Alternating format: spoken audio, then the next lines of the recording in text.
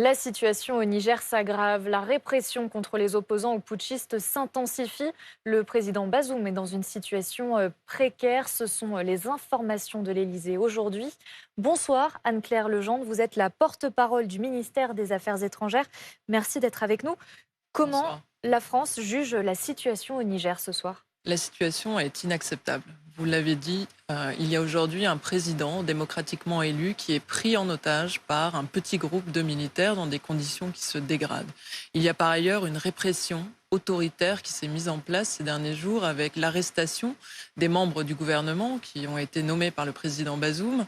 Il y a aussi l'arrestation d'un certain nombre de membres de la société civile. Les partis politiques ont été fermés, les manifestations sont interdites et des médias libres et indépendants ont été suspendus.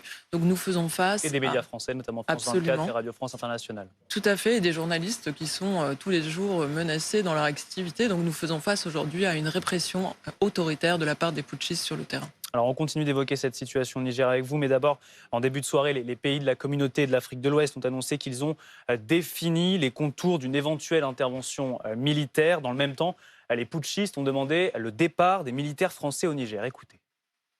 Face à l'attitude désinvolte et à la réaction de la France relativement à la situation interne qui prévaut dans notre pays, le Conseil national pour la sauvegarde de la patrie décide de dénoncer les accords de coopération dans le domaine de la sécurité et de la défense avec cet État.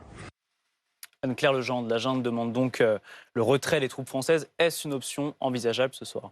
Je crois qu'on voit bien que les putschistes essayent de faire diversion en ciblant la France, en faisant un bouc émissaire, quand la vraie question, c'est évidemment le fait qu'ils ont mené une tentative de coup d'État tout à fait illégitime et inacceptable.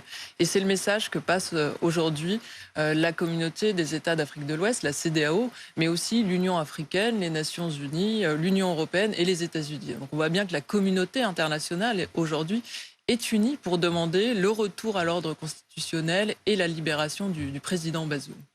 On en a parlé, hein. Donc la communauté économique des États d'Afrique de l'Ouest ont déclaré aujourd'hui que les contours d'une éventuelle intervention militaire avaient été définis. Est-ce que la France pourrait y contribuer?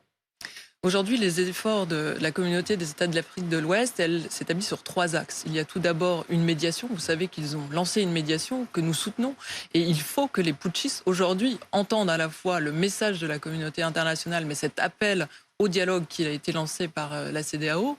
Il y a aussi des sanctions extrêmement fortes. Et les chefs d'État d'Afrique de l'Ouest ont pris des sanctions sans précédent Économique, contre, évidemment. absolument, économique, la suspension de l'électricité de la part du Nigeria, qui représente 70% de l'approvisionnement du Niger, mais aussi financière et terrestre et aérienne. Donc un embargo sur le Niger qui aujourd'hui commence à faire son effet sur la junte. Et enfin, ils ont posé, comme vous l'avez dit, cet ultimatum avec la possibilité d'un recours à la force qui est envisagé comme un ultime recours. Est-ce que la France a une ligne rouge et considère qu'elle pourrait potentiellement intervenir militairement au Niger ? Alors aujourd'hui, ce n'est pas la question. Aujourd'hui, ce que nous faisons, c'est soutenir ces efforts de la CEDEAO pour essayer d'obtenir des putschistes, qu'ils entendent le message de la communauté internationale et qu'ils puissent rétablir l'ordre constitutionnel. C'est notre priorité. C'est pour cela que nous avons, nous aussi, pris des mesures. Vous savez que la France a suspendu son aide budgétaire et au développement Tout à fait. vis-à-vis du Niger, mais c'est également ce qu'a fait l'Union européenne, puisque toute l'aide budgétaire de l'Union européenne est aujourd'hui suspendue et les États-Unis envisagent de faire la même chose. Nous sommes en ce moment dans cette période des 7 jours et il faut que les putschistes entendent ce message. Alors, avons-nous des nouvelles du président élu et renversé par les putschistes Bazoum, qui est retenu en otage? Est-ce que la France est en contact avec lui? Vous savez que le président de la République s'est entretenu très régulièrement avec le président Bazoum. La ministre s'est entretenue très régulièrement avec le ministre des Affaires étrangères nigérien, qui fait office aujourd'hui de Premier ministre par intérim. Et ce que nous savons, et c'est l'ambassadrice d'ailleurs du Niger qui l'a dit aujourd'hui, c'est que les conditions de détention du président Bazoum se dégradent. Il est pris en otage, comme on l'indiquait, toujours sous la garde de la garde présidentielle qui était précisément censée le protéger. Et malheureusement, il n'y a plus aujourd'hui d'électricité, il n'a plus aujourd'hui accès à ses téléphones. Et on voit bien que la situation aujourd'hui autour de sa détention se dégrade également. Vous avez évoqué justement l'ambassadrice de Niger en France. La junte lui a demandé de quitter son poste. Elle a refusé. Est-ce que aujourd'hui, cela veut dire qu'il y a deux entités au Niger avec qui la France discute, les putschistes et le président Bazoum. Absolument pas. Il y a aujourd'hui la communauté internationale qui est unanime à ne pas reconnaître les putschistes comme des autorités légitimes au Niger. Les seules autorités légitimes sont celles démocratiquement élues par les Nigériens et il s'agit du président Bazoum et de son Ce gouvernement. qui veut dire que la France ne négocie pas avec les putschistes. Non, nous ne négocions pas avec les putschistes. Il y a une médiation mise en place par la CEDEAO que nous soutenons. Alors, on l'a vu ces derniers jours, des manifestations qui ont eu lieu devant l'ambassade française au Niger. Aujourd'hui, est-ce que l'ambassade est sécurisée? Quelle est la situation sur place pour les membres de l'ambassade et aussi pour les militaires français déployés au Niger? Vous savez que nous avons ces derniers jours opéré des évacuations pour nos ressortissants qui souhaitaient pouvoir quitter le pays du fait de ces tensions qui s'accroissaient, mais également du fait de la fermeture des frontières qui les empêchait de quitter le pays par leurs propres moyens.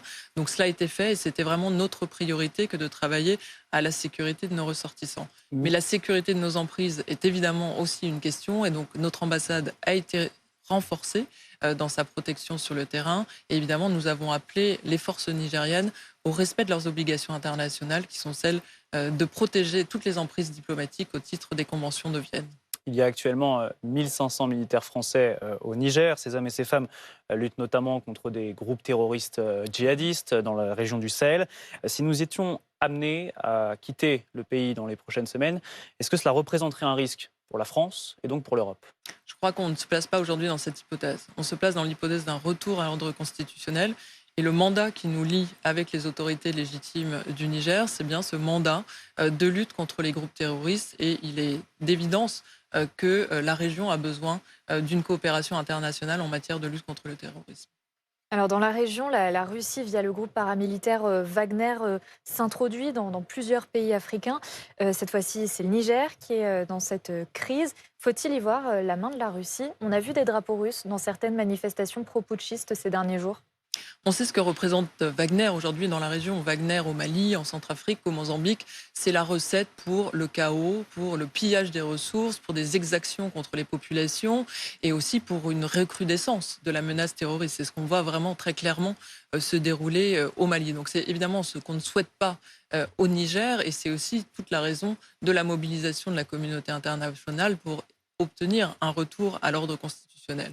On ne peut pas dire qu'il y ait aujourd'hui d'implication directe de la Russie dans ce coup d'État. Ce qu'on peut dire, c'est clairement qu'il y a une attitude opportuniste de la Russie qui essaye de soutenir finalement les mouvements de déstabilisation partout où ils se trouvent. La Russie qui s'immisce dans plusieurs pays africains, donc le Mali, le Burkina Faso, potentiellement le Niger, on n'en est pas encore là, mais potentiellement.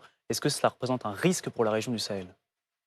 Écoutez, comme je l'indiquais, nous voyons la Russie mener des menées de déstabilisation et ce n'est pas quelque chose qu'elle fait qu'en Afrique de l'Ouest ou en Afrique subsaharienne. Vous connaissez son rôle évidemment en Europe avec la guerre qui s'y déroule en Ukraine et nous voyons finalement cette guerre hybride se dérouler à l'échelle de la planète du fait de la Russie. Donc c'est évidemment une menace que nous regardons avec beaucoup d'attention. Vous les avez mentionnés rapidement tout à l'heure, les opérations d'évacuation de ressortissants français. Est-ce qu'elles sont finies? Et pour ces gens qui avaient leur vie au Niger, est-ce qu'ils vont pouvoir revenir? Est-ce qu'on a une idée peut-être de quand ils pourront revenir? Alors, c'est à eux de prendre cette décision et par ailleurs, évidemment, cela va dépendre de la suite des événements au Niger. Nous souhaitons évidemment que la situation se stabilise à travers ce retour à l'ordre constitutionnel auquel nous travaillons. Et s'agissant des Français qui resteraient au Niger, puisque vous savez que tous n'ont pas exprimé le souhait de quitter le pays, nous sommes évidemment aussi en contact avec eux et c'est aussi le travail que continuera à faire notre ambassade sur le terrain. Rapidement, dernière question, est-ce que les militaires français qui sont actuellement au Niger sont-ils en danger? Nos militaires aujourd'hui, ils sont positionnés dans la base militaire au Niger. Vous savez, ils ont des capacités suffisantes pour assurer leur propre protection. Mais évidemment, ils sont aujourd'hui dans le cadre du mandat que j'ai défini de lutte contre le terrorisme. Merci beaucoup Anne-Claire Legendre, porte-parole du Quai d'Orsay, Merci à d'avoir vous. répondu à notre invitation ce soir sur BFM TV.